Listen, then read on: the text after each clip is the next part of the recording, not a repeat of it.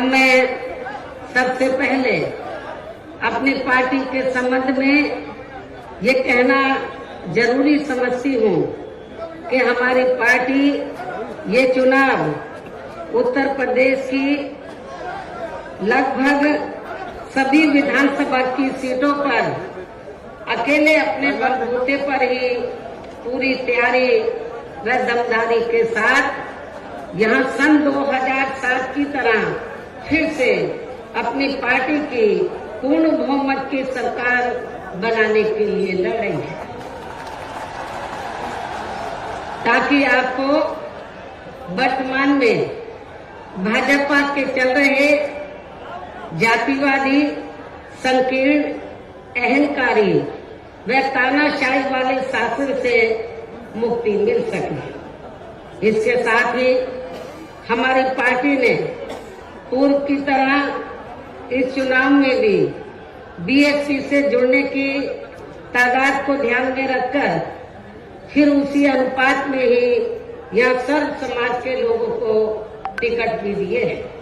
और अब इस चुनाव में आप लोगों को अपना वोट कांग्रेस, बीजेपी, सपा व अन्य विरोधी पार्टियों को न देकर केवल अपनी एकमात्र हितैषी पार्टी बीएसपी को ही देना क्यों जरूरी है, इसे आप लोगों को समझना होगा। हालांकि इस संदर्भ में आप लोगों को ये मालूम है कि आजादी के बाद शुरू में काफी लंबे समय तक केंद्र व उत्तर प्रदेश सहित देश के अधिकांश राज्यों में भी कांग्रेस पार्टी की ही अकेले यहाँ सरकारें रही हैं, किंतु इनकी गलत नीतियों व गलत कार्य प्रणाली की वजह से ही अब ये पार्टी केंद्र के साथ साथ बहुत पहले ही उत्तर प्रदेश की सत्ता से भी बाहर हो गई है।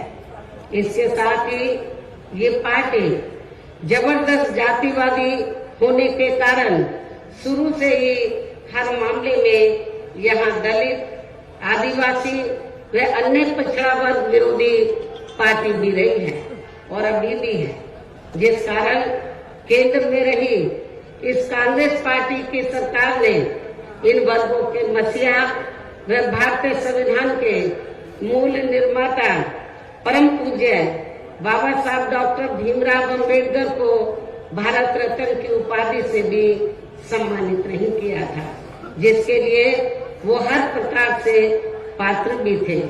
इतना ही नहीं बल्कि इनकी मूवमेंट को आगे बढ़ाने के लिए अपनी पूरी जिंदगी समर्पित करने वाले मान्यवर श्री कांशीराम जी के देहांत होने पर भी केंद्र में उस समय इसी कांग्रेस पार्टी की रही सरकार ने उनके सम्मान में एक दिन के लिए भी राष्ट्र शोक घोषित नहीं किया था, तथा न ही इस पार्टी की रही सरकार ने पिछड़े वर्ग की आरक्षण संबंधी मंडल कमीशन की रिपोर्ट को भी लागू किया था, जिसे फिर बीएसपी ने अपने कड़े संघर्ष व अथक प्रयासों से केंद्र में रही श्री बीपी सिंह की सरकार से ही लागू करवाया था।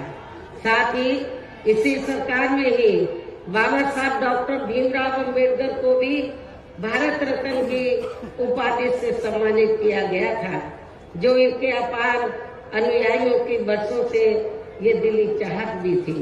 लेकिन अब केंद्र व अधिकांश राज्यों की भी सत्ता से बाहर होने के बाद यही कांग्रेस पार्टी खासकर दलितों, आदिवासियों व अन्य पिछड़े वर्गों के वोटों की खातिर आए दिन किस्म किस्म की नाटकबाजी करती रहती है, जबकि इन वर्गों के मामले में इस पार्टी की सच्चाई तो ये है कि कांग्रेस पार्टी जब सत्ता में होती है और इनके अच्छे दिन होते हैं तो तब इस पार्टी को इन वर्गों का विकास व उत्थान आदि याद नहीं आता है, तथा न ही इनको महिलाओं की भी भागीदारी याद आती है। इतना ही नहीं बल्कि इस पार्टी के बाद खासकर यहाँ सपा व बीजेपी आदि की बनी सरकार में भी यूपी की जनता हर मामले में व हर स्तर पर काफी ज्यादा दुखी रही है। सपा की सरकार में तो अधिकांश यहाँ गुंडों, बदमाशों, माफियाओं व अराजक तत्वों एवं सरेआम लूट खसोट करने वालों का ही राज रहा है, जिसकी खास वजह से ही इस सरकार में आए दिन यहाँ जाति व धर्म के नाम पर तनाव व दंगे आदि ही होते रहे हैं। इस मामले में पश्चिमी यूपी का मुजफ्फरनगर कांड इसका खास उदाहरण है। प्रदेश में विकास के कार्य भी ज्यादातर यहाँ एक विशेष क्षेत्र व एक विशेष समुदाय के लोगों तक ही सीमित होकर रह गए। और इतना ही नहीं, सपा की सरकार के चलते दलित व अति पिछड़े वर्गों के लोगों के साथ तो हर स्तर पर सौतेला रवैया अपनाया गया है। आप लोगों को ये मालूम है कि जब सपा पावर में आई तो सपा सरकार ने एक काम ये किया, सबसे पहले सत्ता में आते ही, कि हमारी पार्टी की सरकार ने जो दलित और अन्य पिछड़े वर्ग में समय समय पर संत गुरु और महापुरुष हुए तो उनको आदर सम्मान देने के मकसद से, उद्देश्य से हमारी पार्टी की सरकार ने जिन नए जिलों के नाम इनके नाम से रखे, नई योजनाओं के नाम इनके नाम से रखे, तो उनको बदल दिया। और इतना ही नहीं, मैं सरकारी कर्मचारियों को भी ये बताना चाहती हूँ कि जब पदोन्नति में आरक्षण को लेकर तो पार्लियामेंट में बिल आया तो यही समाजवादी पार्टी थी जिसने इस बिल को फाड़ दिया था और इस बिल को पास नहीं होने दिया, ताकि जो दलित वर्ग के लोग हैं उनको पदोन्नति में आरक्षण की सुविधा न मिल सके। ये समाजवादी पार्टी का कैरेक्टर है, चाल चरित्र है। इसी प्रकार भाजपा सरकार की भी नीतियां व कार्यशैली अधिकांश यहाँ जातिवादी, पूंजीवादी एवं आरएसएस के संकीर्ण एजेंडे को ही लागू करने पर टिकी रही है, जिससे प्रभावित एवं शिकार हुए लोगों का इस सरकार में सही से विकास व उत्थान आदि नहीं हो सका है। साथ ही इनका हर स्तर पर काफी ज्यादा उत्पीड़न भी किया गया है। धर्म के नाम पर हमेशा यहाँ तनाव व नफरत आदि का वातावरण ही बना रहा है, ये किसी से छिपा नहीं है। प्रदेश में हर प्रकार के अपराध भी काफी ज्यादा बढ़े हैं। खासकर दलित व महिलाएं भी इस सरकार में कतई भी सुरक्षित नहीं रही हैं। लेकिन मीडिया में इनके आंकड़ों को ज्यादातर दबा दिया जाता है। आपके आगरा में तो इतना बुरा हाल है दलितों का कि पुलिस की कस्टडी में तो दलित वर्ग के एक नवयुवक को मार दिया जाता है। ये भी किसी से छिपा नहीं है। इसके अलावा प्रदेश में गरीबों, मजदूरों, बेरोजगारों व अन्य मेहनतकश लोगों के साथ साथ दलितों, आदिवासियों, अन्य पिछड़े वर्गों, मुस्लिम एवं अन्य धार्मिक अल्पसंख्यक समाज के लोगों के हित व कल्याण के लिए वर्षों से जो भी यहाँ सरकारी योजनाएं चल रही थी तो उनका भी इन्हें इस सरकार में सही से पूरा लाभ नहीं मिल सका है। खासकर दलितों व पिछड़ों को आरक्षण का भी पूरा लाभ नहीं मिल सका है, क्योंकि इन्होंने ज्यादातर सरकारी कार्य प्राइवेट सेक्टर के जरिए ही कराए हैं, जिसमें इनके लिए आरक्षण की कोई भी व्यवस्था नहीं है।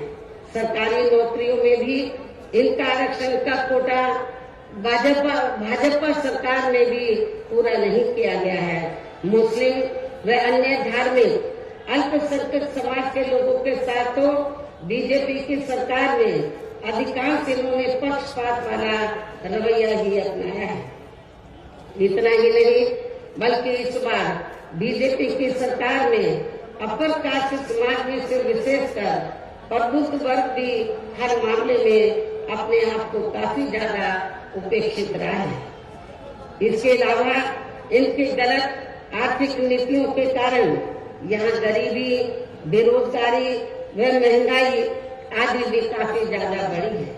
खासकर चुनाव घोषित होने से पहले तो डीजल, पेट्रोल व रसोई गैस आदि की आए दिन बढ़ी कीमतों ने भी जनता की काफी ज्यादा मुश्किलें बढ़ाई हैं और ऐसा लगता है कि चुनाव खत्म होने के बाद उन्हें इनकी कीमतें बढ़ा दी जाएंगी। इसके साथ साथ उत्तर प्रदेश सहित पूरे देश के किसान भी केंद्र सरकार की गलत नीतियों के कारण काफी ज्यादा दुखी व परेशान रहे हैं और अभी भी परेशान हैं।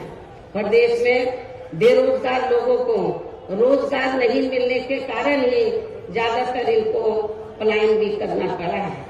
आप लोगों को ये मालूम है, आजादी के बाद कांग्रेस पार्टी लंबे अरसे तक यहाँ सत्ता में रही, लेकिन यहाँ रोटी रोटी के साधन नहीं मिलने के कारण बड़े पैमाने पर इनका पलायन हुआ। ये लोग पलायन करके चले गए और इसके साथ ही जब बीजेपी पावर में आई तो आप लोगों को मालूम है कि ये सिलसिला जारी रहा और कोरोना काल में जो लोग बाहर के राज्यों से वापिस आ गए, जब उनको रोटी रोटी के साधन नहीं मिले तो उन्हें पुनः पलायन करना पड़ा।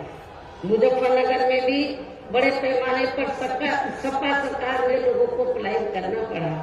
तो ये तीनों पार्टियों की जो सरकारें हैं, चाहे कांग्रेस सत्ता में रही हो, चाहे समाजवादी पार्टी, चाहे बीजेपी, इन सभी पार्टियों की सरकारों में किसी न किसी कारणवश जो दुखी पीड़ित लोग हैं, खासकर बेरोजगार लोग हैं, उनको पलायन करना पड़ा है। इस प्रकार से इन सभी विरोधी पार्टियों की रही सरकारों में शुरू से ही यहाँ यूपी की जनता काफी ज्यादा दुखी व परेशान रही है।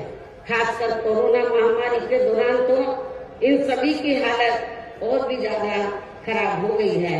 ऐसे में इन सभी विरोधी पार्टियों की रही सरकारों से निजात पाने के लिए अब इस चुनाव में यहाँ प्रदेश की जनता को अपनी एकमात्र विदेशी पार्टी बहुजन समाज पार्टी की ही सरकार बनाना बहुत जरूरी है, जिसने अपने चारों रहे शासनकाल के दौरान बिना पक्षपात व भेदभाव आदि के यहाँ कमजोर एवं उपेक्षित वर्गों के लोगों के साथ साथ सर्व समाज में से गरीबों,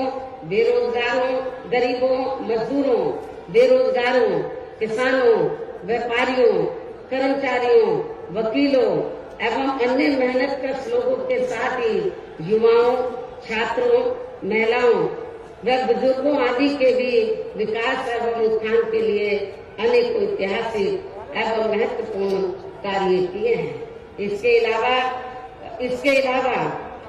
अलावा बीएसपी की रही सरकार में दलित एवं अन्य पिछड़े वर्गों में जन्मे अपने महान संतों, गुरुओं व महापुरुषों आदि को भी विभिन्न रूपों में पूरा आदर सम्मान दिया गया है, जिनकी यहाँ सभी विरोधी पार्टियों की रही सरकारों में काफी ज्यादा उपेक्षा की गई है। इसके साथ साथ बीएसपी की सरकार में पूर्व की तरह ही यहाँ सभी वर्गों, धर्मों व विभिन्न क्षेत्रों में लगे लोगों के हितों में भी फिर से ऐतिहासिक कार्य किए जाएंगे। प्रदेश में विशेषकर गरीबी व बेरोजगारी आदि को दूर करने के लिए जरूरी कदम उठाए जाएंगे और ये हमारी सरकार का इस बार भी मुख्य एजेंडा होगा। साथ ही किसी भी मामले में किसानों को भी निराश नहीं होने दिया जाएगा। इसके अलावा आपके इस क्षेत्र के जो भी आपके आगरा मंडल में तो सभी जिलों में जो भी स्थानीय समस्याएं होंगी तो उन्हें भी जरूर दूर किया जाएगा। वैसे आप लोगों को मालूम है कि आगरा और फिरोजाबाद में तो जो यहाँ स्थानीय कारोबार चल रहे हैं, इनकी कुछ समस्याएं हैं, तो उनको भी दूर किया जाएगा। ये भी मैं आप लोगों को विश्वास दिलाना चाहती हूँ। साथ ही केंद्र व यूपी सरकार के भी विवादित, इसके साथ ही केंद्र व यूपी सरकार के भी विवादित नियमों व कानूनों को यहाँ जल्दी से लागू नहीं होने दिया जाएगा। इतना ही नहीं, बल्कि बीएसपी की रही सरकार ने जिन महान संतों, गुरुओं एवं महापुरुषों आदि के आदर सम्मान में व उनके नाम पर जनहित की जो अनेकों योजनाएं शुरू की गई थी, साथ ही नए जिलों के नाम भी रखे गए थे, तो उन्हें अधिकांश, जैसा कि मैंने आप लोगों को बताया कि उन्हें अधिकांश सपा सरकार द्वारा बदल दिया गया है, जिससे उनके प्रति इनकी हीन व जातिवादी मानसिकता भी साफ झलकती है तथा जिन्हें फिर बीएसपी की सरकार बनने पर जरूर बहाल कर दिया जाएगा। इसके साथ साथ बीएसपी की नई सरकार में सर्व समाज के व विभिन्न क्षेत्रों में लगे लोगों के हितों में जो अनेकों महत्वपूर्ण व ऐतिहासिक फैसले लिए गए थे, जिन्हें सत्ता परिवर्तन होने पर बाद में सपा व बीजेपी की सरकार ने ज्यादातर दरकिनार कर दिया है, तो उन्हें भी फिर से शुरू किया जाएगा। इसके साथ ही बीएसपी की सरकार बनने पर यहाँ बीजेपी व सपा आदि के शासनकाल की तरह कानून व्यवस्था को किसी भी कीमत पर खराब व लचर नहीं होने दिया जाएगा और हर स्तर पर कानून द्वारा कानून का राज कायम किया जाएगा। जाति व धर्म के नाम पर यहाँ लोगों का किसी भी प्रकार से शोषण व उत्पीड़न आदि नहीं होने दिया जाएगा। खासकर कानून व्यवस्था को बेहतरीन बनाने के लिए विशेष अभियान के तहत व दलगत राजनीति से ऊपर उठकर यहाँ गुंडों, बदमाशों, माफियाओं व अन्य आपराधिक एवं अराजक तत्वों को भी जेल की सलाखों में ही भेजा जाएगा। जहां मेरी सरकार में इनकी जेल के बाहर नहीं बल्कि जेल के अंदर ही सही जगह होती है। इतना ही नहीं, बल्कि जाति, धर्म व राजनीतिक द्वेष की भावना के तहत जिन लोगों को खासकर धरना प्रदर्शन आदि के नाम पर जबरदस्ती गलत धाराओं में फंसाकर उन पर अनेकों केस चलाए हुए हैं वर्तमान भाजपा सरकार में, तो उन मामलों की भी सही से जांच करा के उनके केस भी खत्म किए जाएंगे। अर्थात वर्तमान भाजपा सरकार में प्रदेश की जेलें जो अधिकांश ऐसे लोगों से भर दी गई हैं, तो उन्हें खाली करा के केवल यहाँ आपराधिक तत्वों को ही रखा जाएगा। इसके अलावा प्रदेश में खासकर शिक्षा के क्षेत्र में व अन्य और विभागों के भी कर्मचारी जो आए दिन अपनी मांगों को लेकर धरना प्रदर्शन एवं हड़ताल आदि करते रहते हैं, तो उन सभी मामलों को निपटाने के लिए एक आयोग का गठन किया जाएगा और उनकी सही मांगों को मान लिया जाएगा। इसके साथ ही यहाँ मैं ये भी कहना चाहती हूँ कि कुछ महीने पहले मैंने दिनांक 7 सितंबर को प्रबुद्ध वर्ग की सुरक्षा, सम्मान व तरक्की आदि को लेकर किए गए सम्मेलन में तथा इसके बाद दिनांक 9 अक्टूबर को मान्यवर श्री कांशीराम जी की पुण्यतिथि के मौके पर भी मैंने सर्वजन हिताय व सर्वजन सुखाय को लेकर जो भी कार्य करने के लिए कहा है, तो उन पर भी जरूर अमल किया जाएगा। लेकिन ये सभी कार्य करने के लिए इस चुनाव में यहाँ बीएसपी की सरकार बनाना बहुत जरूरी है, जिसके लिए पार्टी के लोगों को वोट पड़ने तक यह सभी विरोधी पार्टियों के साम, दाम, दंड भेद आदि हथकंडों से भी जरूर सावधान रहना है। और इस मामले में विरोधी पार्टियां चुनाव होने से कुछ समय पहले या चुनाव के दौरान भी खासकर अपने अपने पक्ष में हवा बनाने के लिए मीडिया व ओपिनियन पोल एवं सर्वे आदि का जो बड़े पैमाने पर गलत इस्तेमाल करती हैं, तो उससे आप लोगों को बिल्कुल भी गुमराह नहीं होना है। ये बात मैं आपको बार बार कहती रही हूँ और आज फिर दोहराना चाहती हूँ। इतना ही नहीं बल्कि इस बार कुछ जातिवादी मीडिया ने इस चुनाव में हमारी पार्टी के लोगों का मनोबल गिराने में भी ये कहकर कोई कसर नहीं छोड़ी है कि इनके नेता कहीं नजर नहीं आ रही है। ये आए दिन मीडिया में इसको न्यूज को फ्लैश करते रहे, जबकि इस मामले में हकीकत तो ये है कि देश में शुरू में फैले कोरोना का प्रकोप थोड़ा कम होते ही मैं दिल्ली से लखनऊ आ गई थी और पिछले लगभग 1 साल से मैं लखनऊ में ही रहकर अपनी पार्टी को मजबूत बनाने के कार्य में लग गई थी।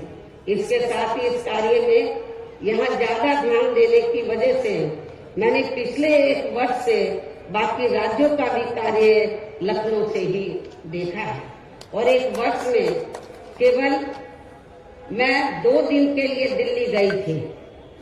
1 वर्ष में केवल मैं 2 दिन के लिए दिल्ली गई थी जब मेरी मदर की मृत्यु हो गई थी और इस 1 वर्ष के दौरान मैंने यहाँ पार्टी को फिर से पोलिंग बूथ स्तर तक कैडर के आधार पर यहाँ सही से खड़ा किया है। आप लोगों को मालूम है कि पहले जो कमेटियां बनी थी तो ज्यादातर फर्जी थी।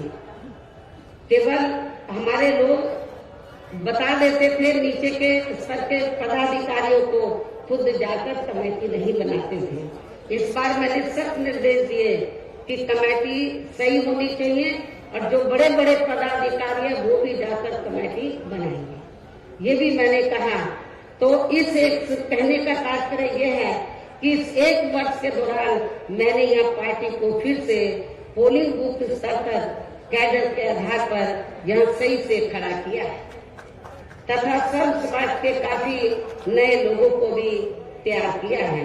इसके साथ ही पोलिंग बूथों की कमेटियों के बनने के बाद फिर मैंने अपने ज्यादातर निवास स्थान पर ही उनकी समीक्षा बैठकें भी की है और ये कार्य खत्म होने के बाद फिर मैंने इस बार उम्मीदवारों का चयन करने के मामले में भी विशेष ध्यान दिया है, क्योंकि इस मामले में पिछले चुनाव में हमारी पार्टी के कुछ वरिष्ठ नेताओं ने जो अधिकांश अब दूसरी पार्टियों में चले गए हैं, उन्होंने काफी विश्वासघात किया है। पिछले बार चुनाव में उन्होंने काफी विश्वासघात किया, न जातीय समीकरण का ध्यान रखा, बल्कि सुनने में तो ये आया कि दूसरी पार्टियों के उम्मीदवारों से साठगांठ करके हमारे नेताओं ने ज्यादातर डमी कैंडिडेट खड़े कर दिए, जिसकी वजह से पिछले विधानसभा चुनाव में हमारी पार्टी का अच्छा रिजल्ट नहीं आ सका। इस चीज का मैंने विशेष ध्यान दिया इस बात की तरफ और मैंने ये फैसला लिया कि इस बार मैं ये कार्य अपनी देखरेख में खुद करूंगी। 403 विधानसभा की सीटें हैं, एक एक सीट पर मैं उम्मीदवार से खुद मिली हूँ, अपने रेजिडेंस पर उनका पूरा परिचय लिया तो तब मैंने उनका टिकट फाइनल किया है, ताकि पिछले चुनाव की तरह हमारे साथ कोई धोखा न हो जाए। और इसके बाद जैसे ही मैं इस कार्य से कल मैं फ्री हुई इस कार्य से, तो आज मैं अपनी पार्टी के उम्मीदवारों को जिताने की अपील करने के लिए यूपी की दलितों की खास राजधानी आगरा में आप लोगों के बीच में आ गई हूँ।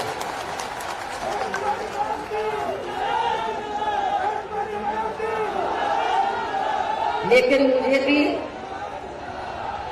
मुझे भी पूरे यूपी में अपने खासकर दलित वर्ग के लोगों पर ये नाज है कि वे मीडिया के दुष्प्रचार पर कि इनके नेता कहाँ हैं उससे कतई भी गुमराह नहीं हुए और अपने कार्य में पूरे जी जान से डटे रहे, जिसके कारण इस दौरान बाकी जातियों के लोग भी बीएसपी में बड़े पैमाने पर जुड़े हैं। जब वीकर सेक्शन के लोग, दलित वर्ग के लोग बड़े पैमाने पर कैडर के आधार पर जुड़े, जिसकी तरफ मैंने विशेष ध्यान दिया, तो फिर जो बाकी जातियां हैं वो भी बड़े पैमाने पर बीएसपी में जुड़ी है। और अब इस बार चुनाव में फिर से मैं मीडिया बंधुओं को ये बताना चाहती हूँ, जो ये गलत खबर दिखाते रहे कि बहन जी की तरह है, बहन जी इसी काम में लगी थी। इनको मैं बताना चाहती हूँ चुनाव की तैयारी में लगी हुई थी। और अब मैं मीडिया बंधुओं को ये बताना चाहती हूँ कि अब इस बार चुनाव में फिर से सन 2007 की तरह बीएसपी का चौंकाने वाला रिजल्ट आएगा। ये भी मैं मीडिया बंधुओं को बताना चाहती हूँ। आप लोगों को याद होगा कि जब सन 2007 में विधानसभा का आम चुनाव हुआ था, तो उस दौरान मीडिया इस बात के चुनाव की तरह बीएसपी को कहीं आंकता नहीं था। और बीएसपी के बारे में क्या बोलता था, इनका ओपिनियन पोल, सर्वे आदि क्या बोलता था कि बीएसपी तीसरे नंबर पर रहेगी। जब रिजल्ट आया तो बीएसपी नंबर 1 पर आई और एब्सोल्यूट मेजोरिटी की सरकार बनी। और मुझे तो लग रहा है ऐसा इस बार भी होने वाला है। मीडिया का ओपिनियन पोल, सर्वे आदि धरा का धरा रह जाएगा। इसके साथ ही मैं आप लोगों को ये भी कहना चाहती हूँ कि आप लोगों को पूर्व की तरह इस चुनाव में भी विरोधी पार्टियों ने विभिन्न रूपों में जो अपने हवाई व प्रलोभन भरे चुनावी घोषणा पत्र आदि जारी किए हैं, जिन्हें सत्ता में आने के बाद ये पार्टियां अधिकांश अमल में नहीं लाती हैं, तो उनके बहकावे में भी आपको कतई नहीं आना। जबकि इस मामले में बीएसपी किसी भी चुनाव में विरोधी पार्टियों की तरह अपना कोई भी चुनावी घोषणा पत्र आदि जारी नहीं करती है, क्योंकि बीएसपी कहने में बहुत कम बल्कि कार्य करके दिखाने में ही ज्यादा विश्वास रखती है। और ऐसा हमने यहाँ यूपी में अपने चारों रही सरकारों के दौरान करके भी दिखाया है। इतना ही नहीं बल्कि हमारी पार्टी के चारों रही सरकारों ने प्रदेश में बिगड़ी हुई कानून व्यवस्था को सुधारने के साथ साथ जो असंख्य के साथ साथ प्रदेश के विकास एवं आम जनहित के लिए जो असंख्य अति महत्वपूर्ण कार्य किए हैं, वो अभी तक यहाँ किसी भी विरोधी पार्टी की सरकार ने नहीं किए हैं। आपको मालूम है कि बीजेपी के लोग कहते रहते हैं हमने गरीबों को इतने मकान दिए हैं, कहीं नजर आ रहे हैं। जब मेरी सरकार थी आपके आगरे में ही बड़े पैमाने पर हमने गरीबों को फ्री मकान बनाकर दिए, वो आपको नजर आते हैं। कहाँ हैं इनके मकान? तो वो आपको बहुत कम ही नजर आएंगे। बल्कि और इतना ही नहीं, तो मैं जैसा कि आपको बताया कि हमारी सरकार ने प्रदेश के विकास एवं आम जनहित के लिए जो असंख्य अति महत्वपूर्ण कार्य किए हैं, वो अभी तक यहाँ किसी भी विरोधी पार्टी की सरकार ने नहीं किए हैं। बल्कि ज्यादातर उन्हीं कार्यों के नाम जो हमारी सरकार ने कार्य किए थे, बल्कि ज्यादातर उन्हीं कार्यों के नाम व स्वरूप आदि बदलकर अब विरोधी पार्टियों की सरकारें उन्हीं को ही भुनाने में लगी है। लेकिन उन कार्यों के प्रति इनकी नियत व सोच सही नहीं होने के कारण उसमें भी ये पार्टियां ज्यादा सफल नहीं हो पा रही हैं। इन्हीं जरूरी बातों के साथ ही हम मेरा यही कहना है कि आप लोगों को इस चुनाव में अपने हित व कल्याण के लिए या फिर से यूपी में बीएसपी की सर्व जनहिताय व सर्व जन सुखाय की नीतियों पर आधारित सरकार बनाना बहुत जरूरी है। और इसके लिए पार्टी के लोगों को, इसके लिए बीएसपी के लोगों को वोट पड़ने वाले दिन कोरोना नियमों का पालन करते हुए सबसे पहले सुबह उठते ही व समय से अपने अपने पोलिंग बूथों पर अपना वोट डालने के लिए जाना है। वोट वाले दिन याद रखो, बहुजन समाज पार्टी के लोगों, जो बीमार हैं, बुजुर्ग हैं, उनको छोड़कर जो बाकी लोगों को उस दिन आप लोगों को उपवास रखना है। कब तक? जब तक आप लोग अपने अपने पोलिंग बूथों पर वोट डालकर अपने घरों में वापस नहीं आ जाते। और इस मामले में हमारी जो महिलाएं हैं वो भी पीछे नहीं रहेंगी, ये भी मैं बताना चाहती हूँ। तो सुबह उठते ही सबसे पहले अपने अपने पोलिंग बूथों पर आप लोगों को वोट डालने के लिए जरूर जाना है। इसके साथ ही आपका वोट अन्य कोई व्यक्ति डाल न सके, इसका भी आप लोगों को खुद ही ध्यान रखना है। इसके साथ साथ अपनी पार्टी का कोई भी वोट पड़ने से ना रह जाए, तो उसका भी पार्टी की हर पोलिंग बूथ की कमेटी को विशेष ध्यान रखना है। और अब अंत में मेरी बीएसपी के लोगों से यही अपील है कि पार्टी ने या आपके क्षेत्र में, आपके आगरा मंडल में जिन भी विधानसभा की सीटों पर अपने उम्मीदवारों को चुनाव के मैदान में उतारा है, जो यहाँ आपके बीच में मौजूद भी है। हमारे आगरा मंडल के जो प्रत्याशी हैं, तो जहाँ जहाँ से भी वो चुनाव लड़े हैं, तो जिनको हमने चुनाव के मैदान में उतारा है, ये आपके सामने जो स्टेज बना है आपके बीच में यहाँ खड़े हुए हैं और आप लोगों से वोट की अपील कर रहे हैं।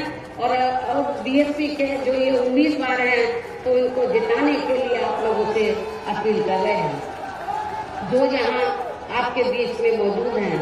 तो उन्हें आप लोगों को वोट वाले दिन अपनी पार्टी के हाथी चुनाव चिन्ह के सामने वाले बटन को दबा के जरूर जिताना है। बीएसपी का चुनाव चिन्ह क्या है? हाथी, और आपकी आबादी हाथी की तरह विशाल है। आप लोगों को अपनी विशाल आबादी को ध्यान में रखकर, आपका वोट बहुत ज्यादा है, आप लोगों को हाथी चुनाव चिन्ह के सामने वाले बटन को दबाकर इनको जरूर कामयाब बनाना है। अपनी पार्टी के लोगों को, जो जिम्मेवार लोग हैं, उनको ये बताना है, इस क्षेत्र, इस मंडल के लोगों को, कि बीएसपी ने अपनी सरकार के दौरान जो कार्य किए हैं, मेरे ख्याल आजादी के बाद किसी भी पार्टी की सरकार ने उतने कार्य नहीं किए हैं। चाहे डेवलपमेंट का मामला है, चाहे लॉ एंड ऑर्डर का मामला है।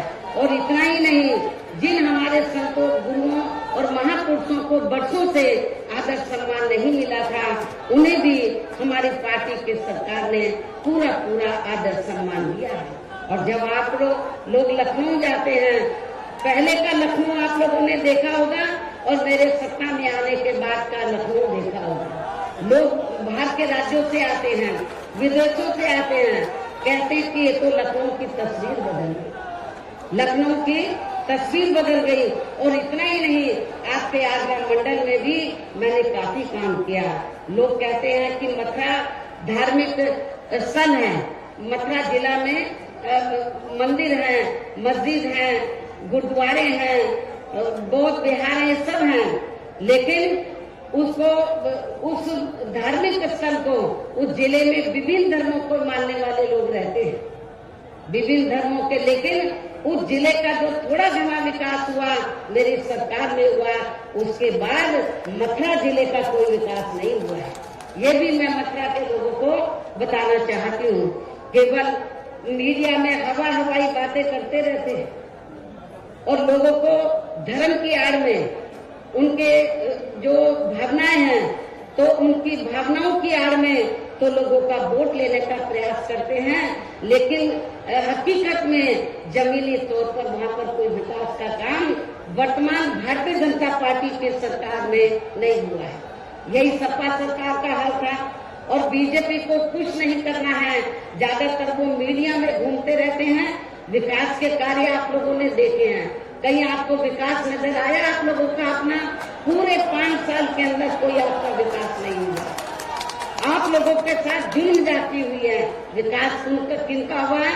जो बड़े बड़े पूंजीपति हैं, जो बड़े बड़े धन्ना सेठ हैं, जो आरएसएस के लोग हैं, उनका विकास हुआ है।